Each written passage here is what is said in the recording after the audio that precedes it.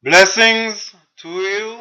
My name is Nigel Daring, the originator of the philosophy of Darinism or Darinism. It's a philosophy based upon my analysis of Genesis chapters 1, 2, and 3, which I correlate to an analysis of existence and reality in general and show that those pages actually reveal our world and revealed existence to us if we pay attention to them. I have done 18 previous videos. I hope you'll check those out. My analysis is based on my book, um, or it's covered in my book, Existence, God, Man, Society, and Nature, available at www.amazon.com. You can type in the name of the book, Existence, God, Man, Society, and Nature, and you can get it from that website. Or, or you can type in my name, you'll see 16 books, and you can pick that particular book or any of my other books. All right. Um, Today, we're going to cover psychological spheres of thought, right? Spheres of mindsets. The good mindset, the mindset that is good versus the mindset that is evil, based upon the analysis of Genesis 1, 2, and 3, and based upon what we've done and covered so far in prior videos. Before I do that, I will get into a review of what we did last time. And before I do that, I just want to point out something um, in terms of ambition that I covered um, two in the two videos prior. So this is in video Darinism 17, and in the review of in Darinism 18 about ambition. I want to just point out something else with that, just related to again to another part of the Bible, so that you see that what I'm saying is backed up by scriptures in another place in other parts of the Bible.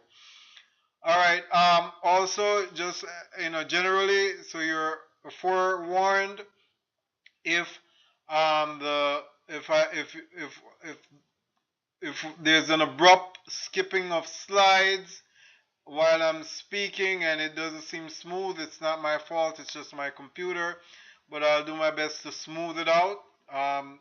If I'm on a slide and I wasn't done with the previous slide, I'll finish off what I said with the previous slide before continuing with the current slide. All right. Okay, let's move on. So, um, so we with ambition, we had said that the fall of man, the fall of Adam, was ambition. He had this ambition to become this great thing, this great sense of self, apart and away from his natural sense of self, his natural divine sense of self.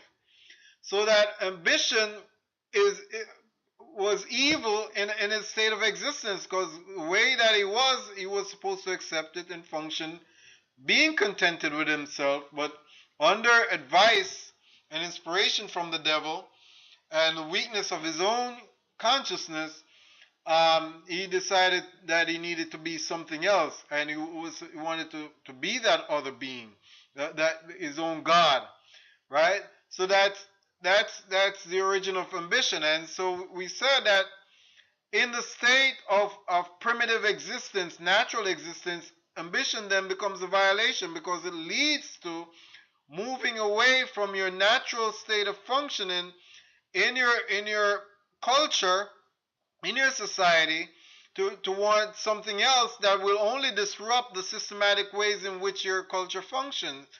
And it's not that you're changing because you necessarily are finding better ways to secure food. It's you're changing because of a psychological breakdown where you're becoming insecure, chasing some other sense of self, right? So ambition then is improper and inadequate to primitive society, primitive existence, which is represented by Adam before he sinned. It's inadequate to his existence. It's improper. The idea is to accept yourself and be who God made you to be, and or accept your society and which or natural society and live within the realms and bounds of that society. Now, given a world that's not a civilized world, I mean a world that's not primitive, that's not indigenous, um, and ambition then becomes appropriate. Now, at this point we need to dissect it. When we say ambition becomes appropriate, not the ambition to chase some other sense of self or chase some greatness that you think that will elevate your sense of being. What it is in this context, ambition is worthwhile in terms of expressing your talents, expressing your God-given talents, and expressing them as much as possible to the fullest, maturing what your natural gifts. So you're supposed. It's not an ambition to become another sense of self that's appropriate. It's rather that you should accept yourself and have an ambition to express yourself give within the realms of a civilized society, or state societies, rank order societies. Express yourself, your natural sense of self, as much as possible. Now, with that, I want to correlate that idea with Matthew in the New Testament, Matthew 14, verse 30, where Jesus was given talking about this parable and saying, well, the kingdom of heaven is like this master that went away on a long journey, and he decided to give talents to his servants. Right? You know, I guess in that time, talents is money or resources or whatever, but whatever they are. But he gives these gifts to his servants. One servant he gives 5 talents, to another he gives 2, and then lastly gives 1 to the third one, and each according to their ability to deal with these talents.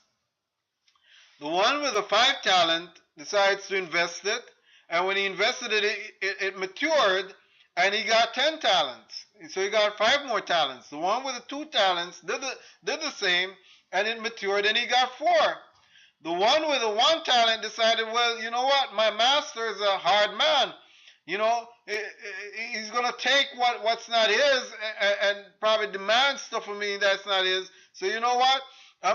This talent that he has, I'm going to keep it safe and bury it in the ground. And when he returns, I'm going to give it right back to him. So here's your talent, master. The master comes back and he calls his servants for an accounting of the talents that he gave them. The one with the 5 talents proudly gave the master and presented the 10 talents to the master, saying, listen, you gave me 5, I gave you back 10. The master was so proud, he said, wow, thank you. You're a faithful servant. I'm going to make you ruler over more than you've been ruling over so far. The one with the 2 talents said, listen, you gave me 2, I brought back 4. And the master was even proud too. He said, wow, look at that. You got 2 and you came back with 4. You improved on what I gave you. I'm proud of what you're doing. I'm going to make you even ruler, a greater ruler over more than what it is that you had been ruling over before. I'm exalting you much more because you proved yourself worthy. The last man came along and said, listen, I know you're a hard man, and you gave me this 1 talent, and listen, I didn't want to lose it or anything. Here it is. I gave you back what you demanded of me. And the master looked at him and said, well, listen, I mean, if you knew I was such a hard man and I was that demanding, you should have done like the other guys and invested even the 1 and tried to mature it so that I should have felt proud. You know what? I'm lessening your role and your responsibility. I don't even want to deal with you. Take that one talent from I'm taking even that one talent from you and giving it to that guy that even had a 10 talent, okay? Because he showed that he's worthy. He wants to do something with his talents. Now, it's great that they use this word talents in in the Bible, whatever it means, whatever currency that means. But literally, I'm using it literally right now. It's what I'm correlating to what I'm talking about in terms of ambition. God gave each of us talents. He might give one person one talent, one person two talents, one person five talents. He's not expecting us to come back to him. He sends us into the world. He's not expecting us after our trip into the world to bring back, whatever he gave to us, and for us to say, listen, you gave us our talent and we just buried it. We didn't do anything with it. Here we are. Here I am again. Here I am again, God, with this talent that you gave me. Nothing done with it. He wants you to use your talent. He wants profit. Listen to what Jesus is saying, because he understands God. He's from God. He is God manifest upon the earth. He's telling you that if you have talent and you're given talent, you have to try to develop it and flourish it, express it to the best of your ability. Make it mature, grow, blossom, so that when you return to God, you can say, God, look, you gave me these talents, and look how well I developed these skills and these talents that you gave me.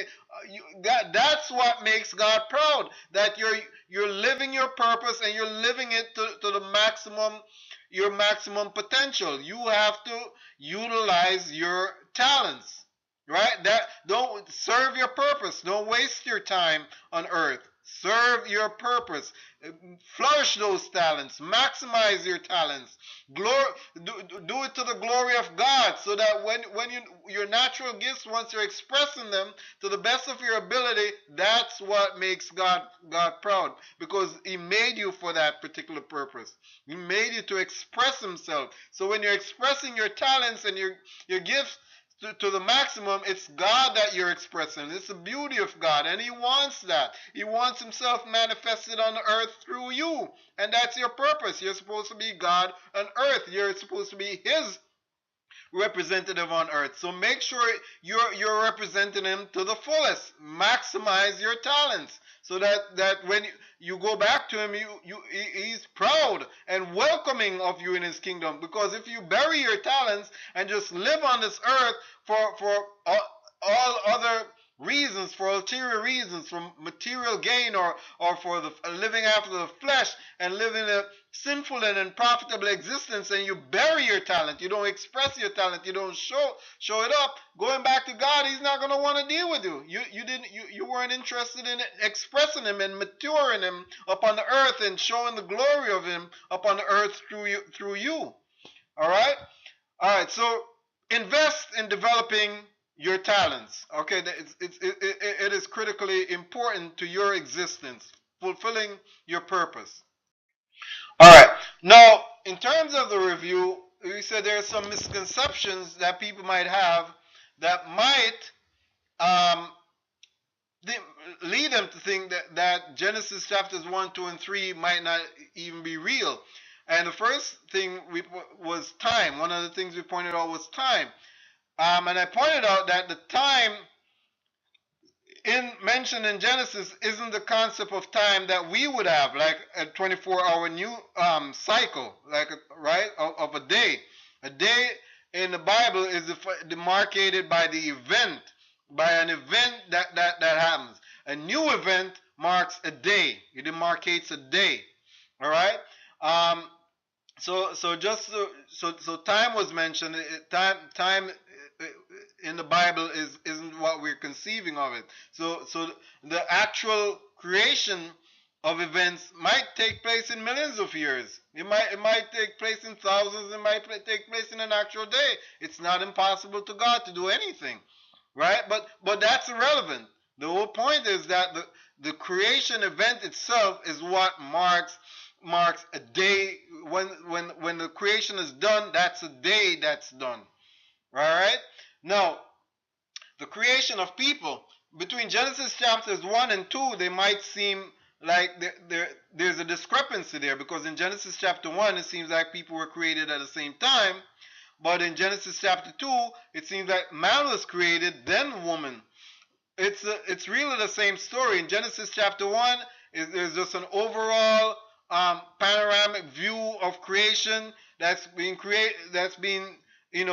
established, a general sketch. And then chapter 2 is honing in, getting in particularly on the creation of man and providing more details about what's involved. That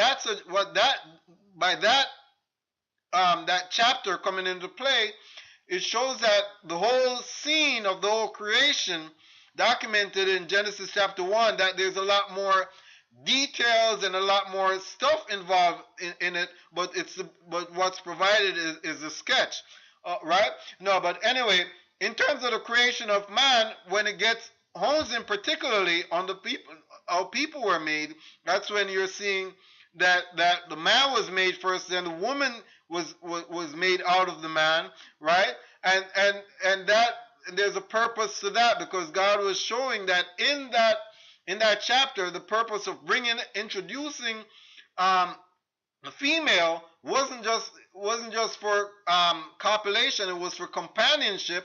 It was for friendship, intellectual stimulation, a mate that's suitable to his existence, not just right, because he's in the field with other animals. Adam is in the field with other animals, but he can't relate to them in terms of intellectual conversations, right? But another human being brought in for that purpose, that's something he can relate to. The other thing is that she's brought in for fulfillment. There's a sense in which that God is looking at Adam and thinking that Adam is lonely to himself. He needs a woman for completion, right? And so that's the whole idea, that she's brought in for that purpose.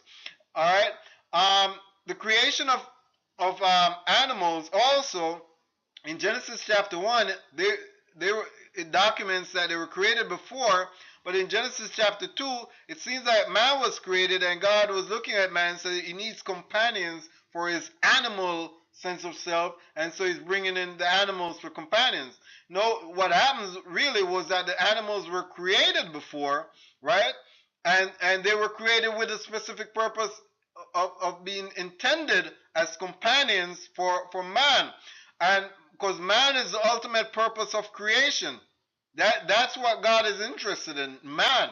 You notice that this is not some fairy tale where he's saying, oh, man is just another animal and the other animals are equal to him and outsmarting him. What God did was he said, man will have dominion over the animals. Even though it was a man that was raised last, but man was the purpose of creation. So man is established by nature to have dominion over the other animals, right? He doesn't have to go out there and force them to his society or anything, but by nature. That's what God is. God is nature. By nature, man can have friendship with the other animals and command them, and they can listen to him, right? So that's how you get this kind of natural instinct to have pets, right? And they listen to you, and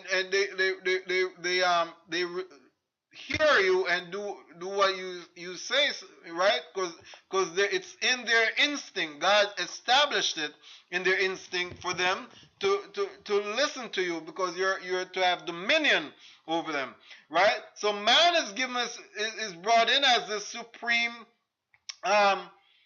being then upon earth, because man is God manifested on earth. God said, let us make man in our own image, after our own likeness. So man is brought in then as the main focal point of creation, right? Everything else seems almost as background to serve his purpose and to make him comfortable, right? And so the creation of the animals, those were that took place before, but it was, God was creating them with the express purpose of being companions to Adam and Eve. Now, the theory of evolution might cause people to have this conception that Genesis itself couldn't be real, because there's this theory of evolution that reasonably accounts for the appearance of animals and plants and stuff like that. Well, it doesn't actually reasonably account for them, because for one, you can't. How do you start it out, right? Two, nature. What happens is, why we think along those lines, why men can come up with these ideas, because man is existing in Adam's psychology that he introduces, better than psychology, of that the idea of himself getting better than who he was. So man has this mentality. It's very well developed in modern terms, in modern civilization, that this idea of better than, that you're getting better, right? Well, it's a mindset that man has, that he projects onto nature and secures for an understanding of nature. The truth is, nature itself doesn't have that understanding of itself, because it doesn't function in that way. Nature functions in very systematic ways. It's not trying to be better than, it just functions systematically, right? Which is what we should have been doing in the first place, was to function systematically according to God's commands, according to the order of existence that he had established. All right. Anyway, that's a review from last time. Let's move on. All right. Now, we want to look at good as a psychological system, right? The mindset of the good man or the good woman. And just using Adam and Eve as the prototypical man, right? As representative of the good man in a state of nature, right? Adam and Eve before the fall is man in a state of nature. Adam loves God, which means he loves himself, which means he loves what God made. And if he loves what God made, that means it translates to him respectfully functioning in nature. Okay? So that's a psychological system. Love God, love himself, love what God has made. And in that psychological system, he's functioning spiritually. He's in a spiritual state. Not only is he in a spiritual state, he's in an egalitarian mode of functioning. That means he's viewing his fellow man as equal, right? Because he doesn't understand a concept of superiority. Everybody, Eve was brought in as an equal, even though she was made out of Adam. She was equal. The hierarchy or rank order never came in until after the sin, the disobedience of God. That's when God said to her, your husband is going to rule over you. Here is no hierarchy being established, right? But in the spiritual state is a state of egalitarian functioning. So basically, let's characterize the good man psychologically. The good man psychologically loves God, loves himself, loves nature, is spiritual, and loves his fellow human beings and appreciates his fellow human beings as equals. Respects his fellow human beings as equal to him and who he is. All right? So that's a psychological system in which man is caught up. All right? Now, let's look at evil as a psychological system by comparison. If Adam hates God, by virtue of doing that, he hates himself, because himself, his natural self, is God. He's made in God's image. He's a reflection of God. And if Adam hates God, he also hates what God made. Which means then if he hates nature, right? He's going to have to create a world of his own, because he's not going to want to function in nature. He's not going to want to function in a balanced relationship with nature, because he's not going to want to be a part of it. He hates it. He wants a world of his own. In that state, because his hate of God translates to an ego which he's after, and that ego is going to manifest through flesh, through his carnal form. He's that hate of God also translates to a carnal existence. In his love of God, he's in a spiritual frame. God is in spirit. He has a spiritual dimension to himself, and he's observing God in spirit. He's a part of the kingdom of God in spirit, and he's living a spiritual life, right? But if he hates God, then he's going after his own ego, and he's into his own sense of self, which is being manifested through flesh. Then he's living a carnal existence, an existence of flesh. All right, now in that state, in the carnal existence, and in his hate of God, because he's distancing himself from God, he has this idea of better than. The more he distances himself from God, which is more he distances himself, from his root being, he sees himself as getting better. So he has this notion of this better than. So the further away from God, the better he is, because then he's getting to be his own self, which means he's getting, and in terms of material existence, means he's getting more into his own flesh, getting into his own body, getting more into the material world, and he's getting this idea of better than, and it establishes the mindset by which he relates to his fellow man and nature, right? Now, so now he gets this relationship where, in terms of relating to his fellow man, you get hierarchy being established, right? Because if in the world that he creates with his better than psychology, he thinks he's going to see himself as better than his fellow man, and in terms of establishing that notion, he actually has to dominate his fellow man and demand his fellow man's subservience to him in that better than state of mindset.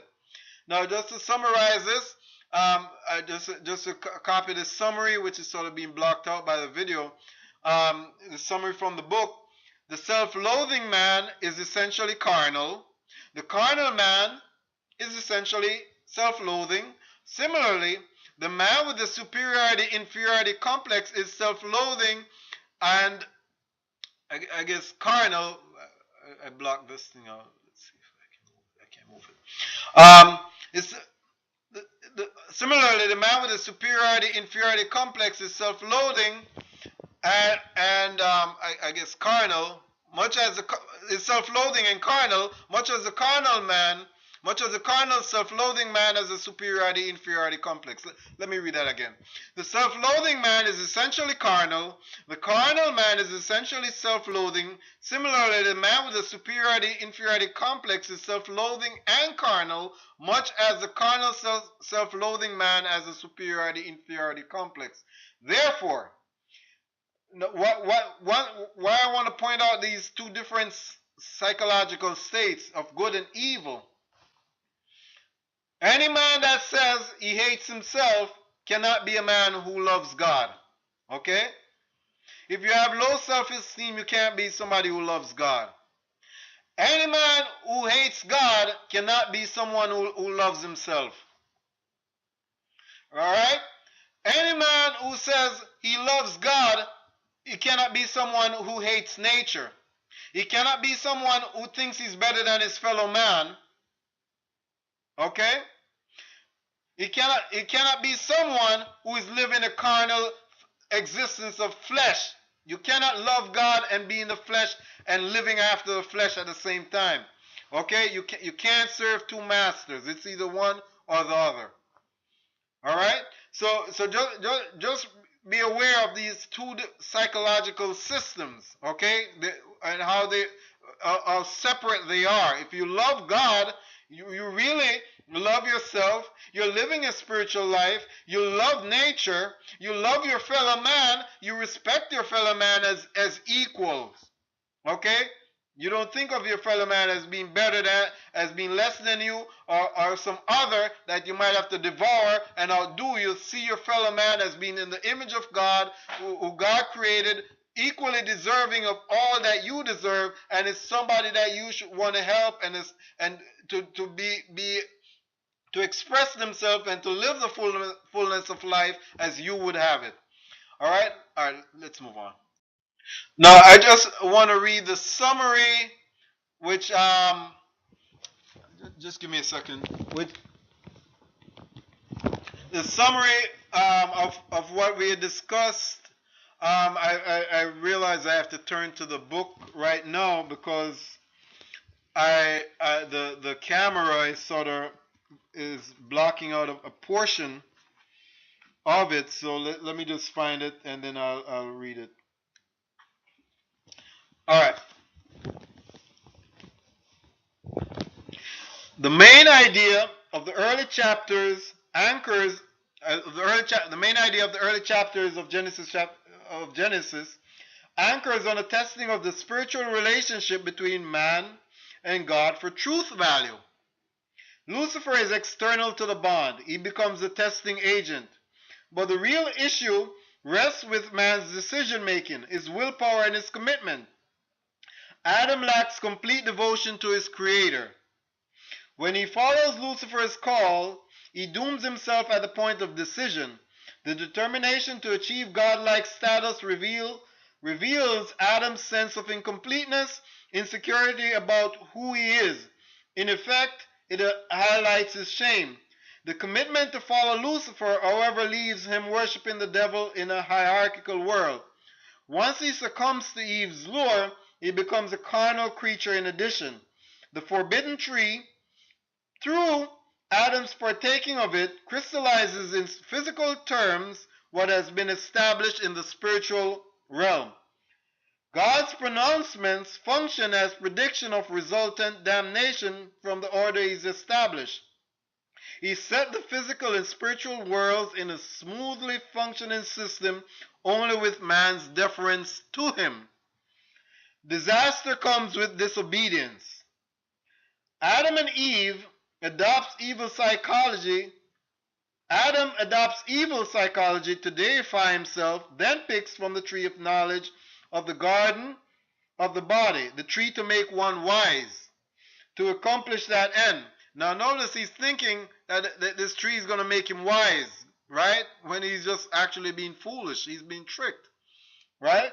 Right? But it's a foolish thing that he's doing, but he's convinced that what he's doing is wise, and this points back to that twisted psychology that I pointed out that man has, that doing evil in his mind sort of becomes good, and good in his mind becomes evil. And so here's where it's being established from the very outset. The pursuit of divinity with its associated spiritual states, shame, carnality, hierarchy, is intimately tied to the disobedient act and the enticing plant which manifests and solidifies it and its effects in the physical realm. Man chases greatness on earth. The shame in spirit translates to awareness of the body's deficiencies and by corollary its pleasures. The carnal-minded man becomes the overly sexual man. The man with the superiority-inferiority complex establishes hierarchical governance in state societies. Adam's goal in becoming evil is to achieve divinity through flesh, but he becomes insecure in the process, and flesh echoes his flaws. The tool for his success also serves as the earthly portrayer of his weakness. The body does not merely mirror psyche, it is affected by it. The body is therefore exploited for purpose while it reflects and is impacted by a spiritual state. There are consequences for the means in pursuit of the ends. We can further grasp the gravity, enormity, and depravity of Adam's folly when we consider him becoming absorbed in the shadow of his existence for meaningful existence. Remember, the physical realm is the shadow, so he's becoming absorbed in the shadow for meaningful existence when it can't actually do that. It's only an illusion. So he has to lie to himself. He has to live this lie thinking it's real so that he can have enjoy his illusion of being his own God or in pursuit of that dream. All right. The story of Adam and Eve underscores the reality of human nature. Man moves himself to a particular psychological state, a standpoint that determines his physical deeds. The other animals have actions conditioned by inborn behavior. They have no willpower associated with psychology because they have no spirit. They have no evil, no capacity for it. The foibles of civilized society lay in the fall documented in Genesis chapter 3. The transgression of the first couple establishes a mindset and mentality that civilization has capitalized on. All such societies reveal a rank order structurally, clothing, and obsession with physical gratification.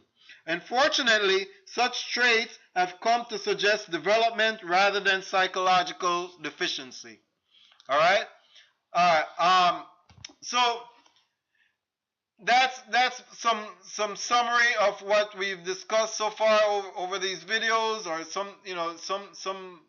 some basic capturing of it, you know.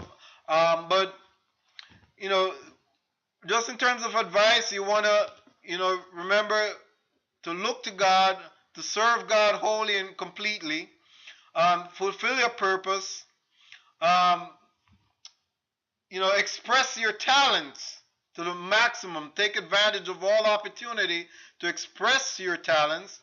And remember, if you're going to be a good person and to live good, you have to love God, which you have to love yourself. You have to love your fellow human beings and appreciate them as equals. And you have to love nature. These are critical in terms of understanding the good mindset. All right? All right. Thank you for tuning in. Until next time, remember to like this video, share it, subscribe to my YouTube channel, get the book from Amazon.com, Existence, God, Man, Society, and Nature. All right. Until next time, goodbye.